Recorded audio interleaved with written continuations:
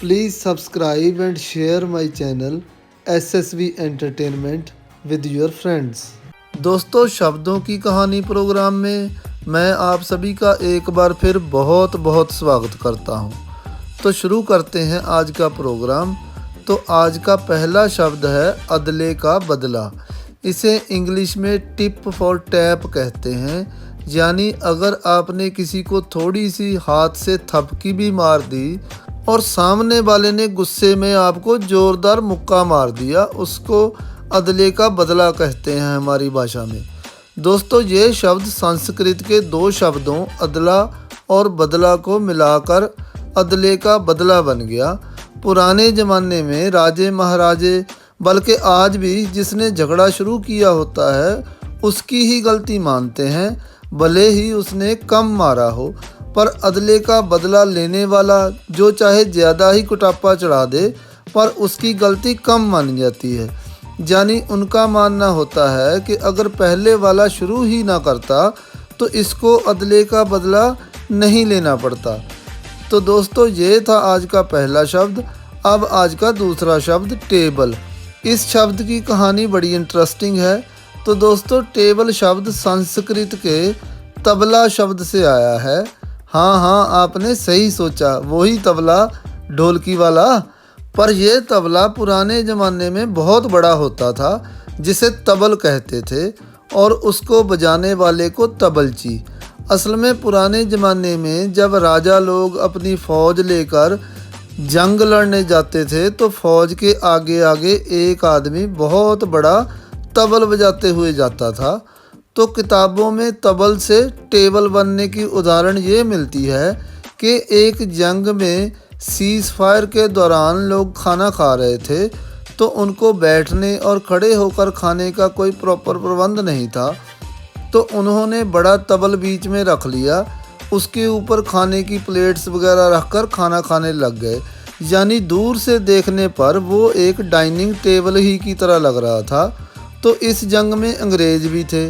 उन्होंने पूछा, भाई ये क्या है? तो उनको किसी ने बताया कि ये तबल है। तो अंग्रेज़ ने जब इसे अंग्रेज़ी में लिखा तो तबल के स्पेलिंग टेबल लिखे गए, पर वो तो तबल ही कहता था। पर आगे चलकर लोग इंग्लिश के स्पेलिंग की वजह से इसे टेबल कहने लग गए, और उन्होंने उन सभी चीज़ों का नाम टेबल रख दिया जिस पर रख कर आप खाना खा सकें, चाय वगैरह पी सकें। तो दोस्तों, एक टेबल और होता है जिसको हम पहाड़ा कहते हैं, यानी 2 का टेबल, 3 का टेबल। ऐसे ही जो डायमंड का या हीरे का ऊपर का हिस्सा होता है उसे भी टेबल कहा जाता है। और एक गेम है, उसका नाम है टेबल टेनिस। और अंग्रेज़ी में टेबल एक और जगह यूज़ होता है, जैसे हम हिंदी में कह देते हैं ना कि कागज़ पेश कर दिए हैं, इंग्लिश में कहते हैं डॉक्यूमेंट्स हैज़ बीन टेबल्ड। अब इसको पेश करना या टेबल पर रखना भी कह सकते हो। तो चलिए दोस्तों, आगे बढ़ते हैं। अगला शब्द है तमाशबीन। ये भी हमारी हिंदी में संस्कृत भाषा से ही आया है। तमाशबीन का मतलब है तमाशा देखने वाला। असल में संस्कृत में तमाशा कोई शब्द है ही नहीं, पर तमाशी शब्द है, और वो यूज़ भी तमाशा की जगह पर ही होता था। तो इसको पहले तमाशी बीन कहा जाता था और धीरे धीरे तमाशबीन बन गया। आपने अक्सर ही सुना होगा कि यार वो गुंडे गरीब को मार पीट कर लूट रहे थे और लोग बस तमाशबीन बनकर देखते रहे।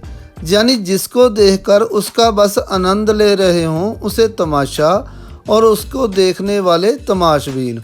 तो दोस्तों, ये थे आज के शब्द। अब आज की हासरस कविता।